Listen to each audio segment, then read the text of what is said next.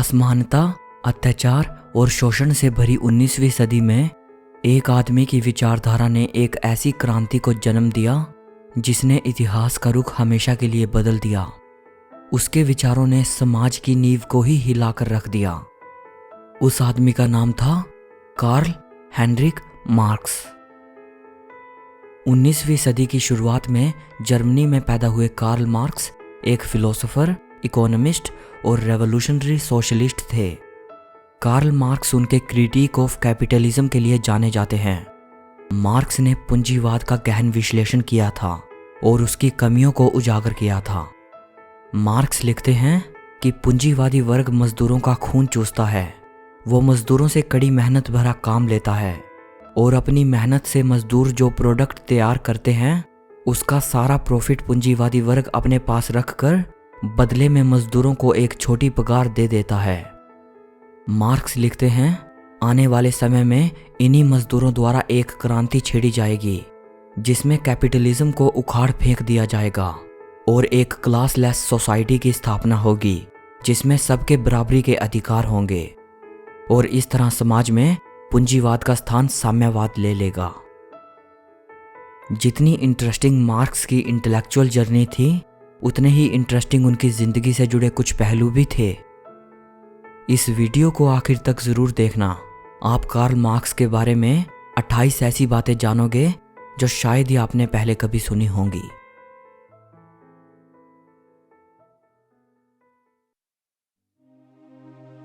Number 28। ये बात तो सब जानते हैं कि मार्क्स को इतिहास के मोस्ट इन्फ्लुएंशियल लोगों में से एक माना जाता है। उनकी विचारधारा का प्रभाव पूरी दुनिया में किस कदर पड़ा है इस बात से तो कोई नावाकिफ नहीं है। लेकिन आपको जानकर हैरानी होगी कि 1999 के एक BBC पोल में कार्ल मार्क्स को पिछले 1000 साल का सबसे ग्रेटेस्ट थिंकर वोट किया गया था। आपको जानकर हैरानी होगी कि मार्क्स ने चार्ल्स डार्विन, एल्बर्ट आइंस्टाइन और न्यूटन जैसे इतिहास के बड़े बड़े इंटेलेक्चुअल टाइटन्स को भी पीछे छोड़ दिया। नंबर 27। मार्क्स के पिता एक सक्सेसफुल लॉयर थे और वो चाहते थे कि उनका बेटा भी खानदानी व्यवसाय वकालत को ही अपनाए। लेकिन मार्क्स की दिलचस्पी कानून की किताबों में नहीं बल्कि फिलॉसफी और हिस्ट्री में थी। मार्क्स कई भाषाएं जानते थे जैसे ग्रीक, लैटिन, फ्रेंच, इंग्लिश और जर्मन। नंबर 26। जैसे तैसे 1835 में लॉ की पढ़ाई करने के लिए मार्क्स ने यूनिवर्सिटी ऑफ बोन में एडमिशन लिया। वहां मार्क्स ने एक ड्रिंकिंग सोसाइटी को ज्वाइन कर लिया। इसके चलते मार्क्स पर कर्ज बढ़ने लगा। ये सब देखते हुए और मार्क्स के रिबिलियस नेचर को देखते हुए उनके फादर ने उनका ट्रांसफर यूनिवर्सिटी ऑफ बर्लिन में करवा दिया, जहां उन्होंने फिलॉसफी, इकोनॉमिक्स और हिस्ट्री की पढ़ाई की। इसके बाद मार्क्स ने यूनिवर्सिटी ऑफ येना से PhD किया। नंबर 25। मार्क्स के सांवले रंग और डार्क बियर्ड की वजह से उनके दोस्त उन्हें द मूर कहकर पुकारा करते थे। ये उनका निकनेम बन चुका था। मार्क्स भी कई बार मजाक में अपने दोस्तों को ओल्ड निक नाम से लेटर साइन करके भेजा करते थे। ओल्ड निक एक टर्म है जो डेविल के लिए इस्तेमाल की जाती है। नंबर 24। जेनी वॉन वेस्टफैलन मार्क्स की पत्नी थी। मार्क्स और जेनी के बचपन के दौरान दोनों की फैमिली जर्मनी के एक ही टाउन ट्रियर में रहती थी। मार्क्स और जेनी दोनों के फादर लॉयर थे और दोस्त थे। सेम सोशल सर्कल का हिस्सा होने की वजह से मार्क्स और जेनी दोनों की फैमिलीज एक दूसरे को जानती थी। जेनी के घर में एक बड़ी फैमिली लाइब्रेरी थी। इस एक्सटेंसिव लाइब्रेरी में अलग अलग सब्जेक्ट्स की ढेर सारी किताबें थी। मार्क्स को बचपन से ही किताबें पढ़ने का बेहद शौक था। बचपन से ही उनके अंदर नॉलेज की अपार भूख थी। इसीलिए दोनों फैमिलीज के बीच सोशल कनेक्शन होने के कारण बचपन में मार्क्स जेनी के घर किताबें पढ़ने जाया करते थे। माना जाता है कि मार्क्स की इंटेलेक्चुअल डेवलपमेंट में जेनी की फैमिली लाइब्रेरी का बड़ा योगदान था। नंबर 23। मार्क्स और जेनी जब टीनेजर थे तब ट्रियर में एक एकेडमी को अटेंड करने के दौरान वो दोस्त बन गए। कुछ समय बाद उनकी दोस्ती प्यार में बदल गई और उन्होंने शादी करने का डिसाइड किया। शुरुआत में मार्क्स और जेनी की फैमिलीज शादी के लिए राजी नहीं थी। इसका कारण था मार्क्स और जेनी की फैमिलीज के बीच सोशल और क्लास डिफरेंसेस। मार्क्स एक मिडिल क्लास परिवार से थे और जेनी एक अमीर और अरिस्टोक्रेटिक फैमिली से बिलोंग करती थी। दोनों परिवारों की इनिशियल ओपोजिशन के बावजूद 1843 में आखिरकार मार्क्स और जेनी की शादी हो गई। नंबर 22। अपने यूनिवर्सिटी के दिनों में मार्क्स ने अपना बहुत सा टाइम फिक्शन, प्लेज और पोइट्री लिखने में भी दिया। इनफैक्ट मार्क्स ने अपने जीवन काल में 2 कविताएं पब्लिश भी की थी। मार्क्स ने अपने लाइफ टाइम में जितनी पोएम्स लिखी थी उनमें से आधी से ज़्यादा लव पोएम्स थी जो उन्होंने अपनी वाइफ जेनी को डेडिकेट करते हुए लिखी थी। मार्क्स ने अर्ली 20s में अपना ये आर्टिस्टिक वर्क पूरी तरह से छोड़ दिया। वजह थी पॉलिटिक्स और इकोनॉमिक्स में उनका बढ़ता इंटरेस्ट, जो इसके बाद मरते दम तक उनके साथ रहा। नंबर 21। मार्क्स को मुख्य तौर पर जाना जाता है उनकी पैम्फलेट द कम्युनिस्ट मैनिफेस्टो के लिए, जिसको उन्होंने अपने दोस्त फ्रेडरिक एंगल्स के साथ मिलकर लिखा था। मार्क्स की कम्युनिस्ट मैनिफेस्टो इस बात पर जोर देती है कि इस संसार को एक रिफॉर्म की नहीं बल्कि एक रेवोल्यूशन, एक क्रांति की ज़रूरत है। इसके अलावा मार्क्स ने 3 वॉल्यूम में दास कैपिटाल लिखी। इसे मार्क्स की सबसे उत्तम रचना माना जाता है। मार्क्स की दास कैपिटाल का पॉलिटिकल हिस्ट्री और इकोनॉमिक्स पर बड़ा भारी इन्फ्लुएंस रहा। नंबर 20। कार्ल मार्क्स को सोशल साइंस की 3 मेजर फाउंडिंग फिगर्स में से एक माना जाता है। एक हैं फ्रेंच सोशियोलॉजिस्ट एमिल दुर्खाइम, दूसरे हैं जर्मन सोशियोलॉजिस्ट मैक्स वेबर और तीसरे हैं कार्ल मार्क्स। नंबर 19। मार्क्स ने अपना सबसे significant work Das Kapital British biologist Charles Darwin को डेडिकेट किया था। मार्क्स डार्विन के work on the origin of species के फैन थे और वो कहते थे कि डार्विन की बुक बेहद शानदार है। मार्क्स ने 1880 में डार्विन को एक लेटर लिखा था जिसमें मार्क्स कहते हैं कि हिस्ट्री पर मेरा जो व्यू है उसकी आधारशिला डार्विन की बुक ओरिजिन ऑफ स्पीशीज से ली गई है। नंबर 18। मार्क्स को अपनी जिंदगी में कई बीमारियों से जूझना पड़ा। उनको insomnia, rheumatism, liver problems, migraine, boils और हिमोरॉइड्स जैसे बहुत से हेल्थ इश्यूज थे। उनकी स्किन पर जो बॉइल्स थे कई बार वो इतने बुरे होते थे कि मार्क्स बैठकर अपना काम तक नहीं कर पाते थे। मार्क्स दर्द कम करने के लिए आर्सेनिक और ओपियम लिया करते थे। नंबर 17। सन 1862 में मार्क्स ने रेलवे क्लर्क की जॉब के लिए अप्लाई किया था। वे गरीबी में जी रहे थे और काफ़ी स्ट्रगल कर रहे थे कि वो अपने परिवार का खर्च चलाने लायक पैसा कमा सकें। आखिर मार्क्स ने डेस्परेशन में क्लैरिकल पोजीशन के लिए अप्लाई किया क्योंकि उनका स्वास्थ्य भी इतना ख़राब था कि वो कोई ऐसा काम भी नहीं कर सकते थे जिसमें शारीरिक श्रम लगता हो। रेलवे ऑफिस ने मार्क्स को रिजेक्ट कर दिया। अब दिलचस्प बात यह है कि मार्क्स को रिजेक्ट उनके क्रांतिकारी विचारों के लिए नहीं किया गया, बल्कि मार्क्स रिजेक्ट हुए अपनी बैड हैंडराइटिंग की वजह से। नंबर 16। कार्ल मार्क्स को अपने क्रांतिकारी विचारों और पॉलिटिकल एक्टिविटीज़ की वजह से कई बार देश छोड़कर जाना पड़ा। मार्क्स को सबसे पहले 1848 में अपनी होम कंट्री से ही देश निकाला दिया गया। मार्क्स की लिबरल और रेडिकल राइटिंग्स ने उनको निशाना बना दिया और उन्हें जर्मनी छोड़कर फ्रांस जाना पड़ा। फ्रांस जाकर वो पेरिस में सेटल हो गए, लेकिन 2 साल बाद 1845 में अपने रेवोल्यूशनरी आइडियाज़ और पॉलिटिकल एक्टिविटीज़ की वजह से वो फ्रांस से भी निकाल दिए गए। इसके बाद वो बेल्जियम जाकर रहने लगे और उसके बाद आखिर में उन्होंने लंदन जाकर शरण ली, जहां वो अपनी ज़िंदगी की अंतिम सांस तक रहे।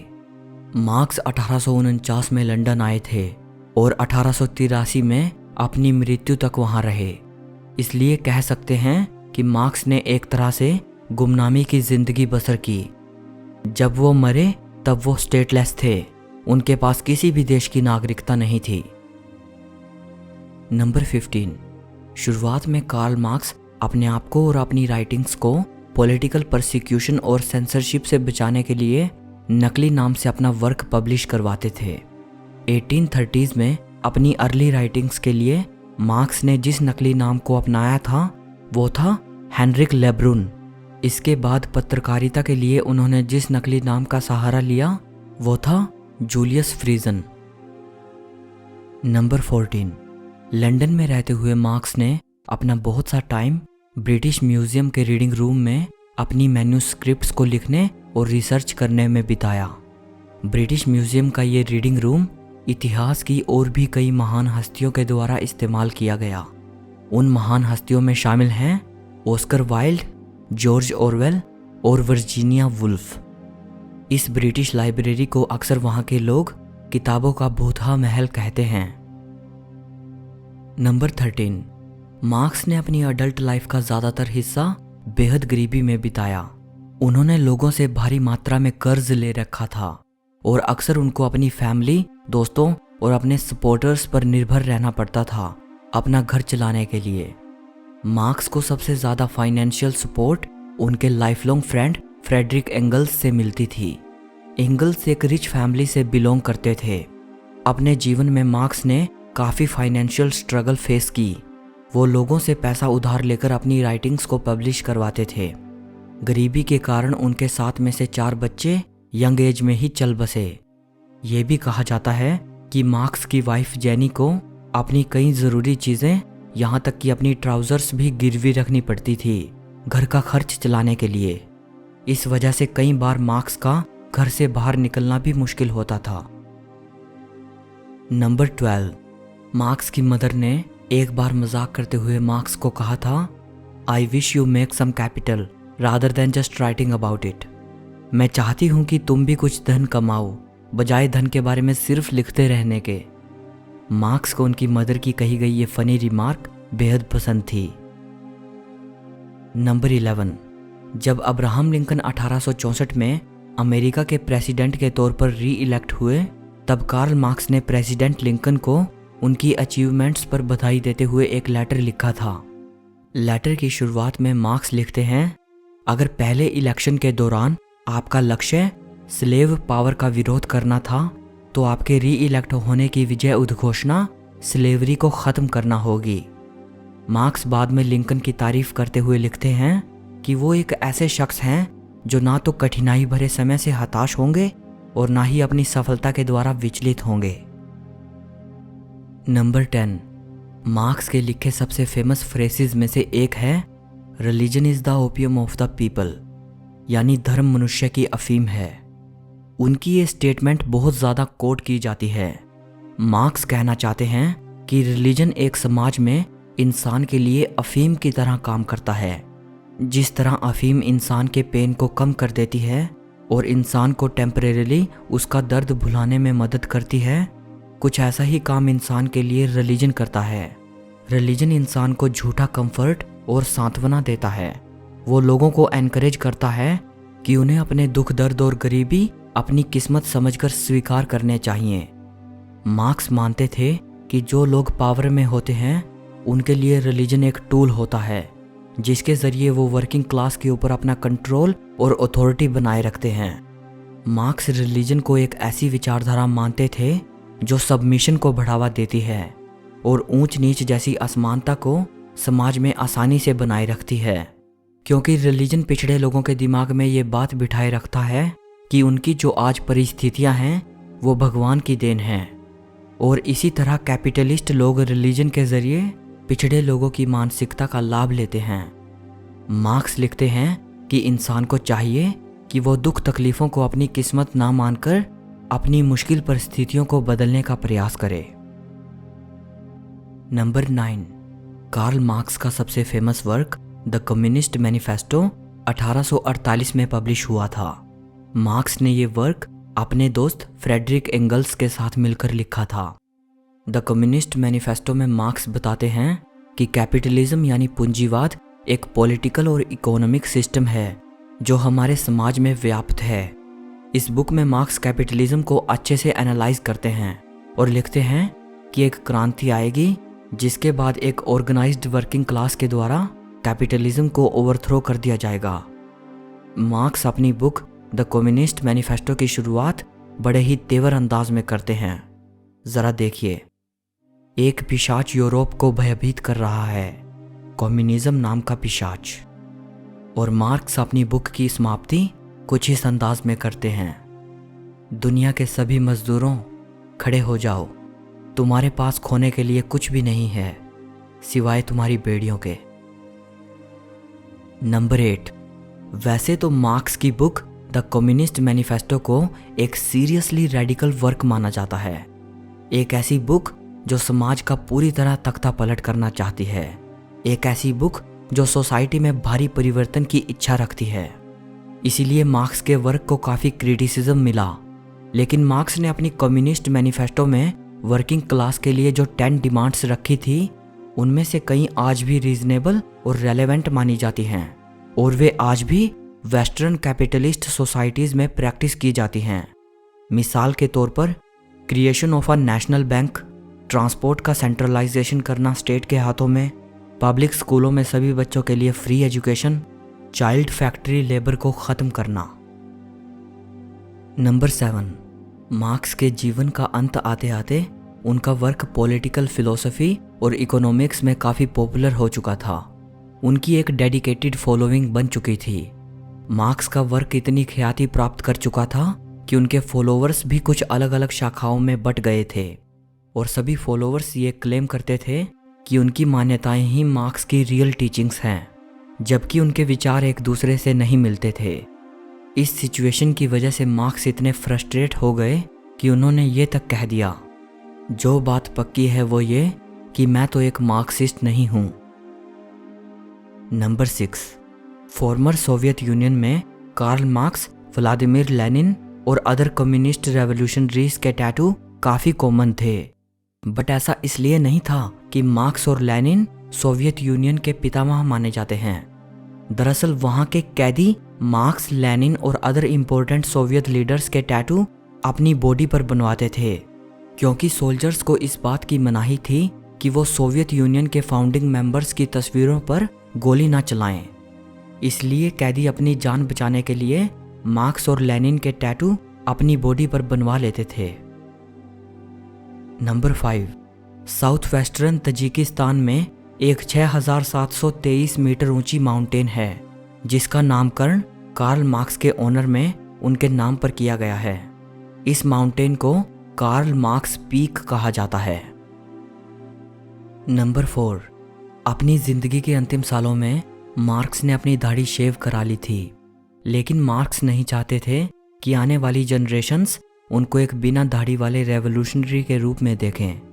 इसलिए अपनी लेगेसी बचाने के लिए मार्क्स ने सेरेमोनियस शेव कराने से पहले बड़ी सी डम्बलडोर टाइप दाढ़ी में अपनी एक फ़ोटो खिंचवाई थी।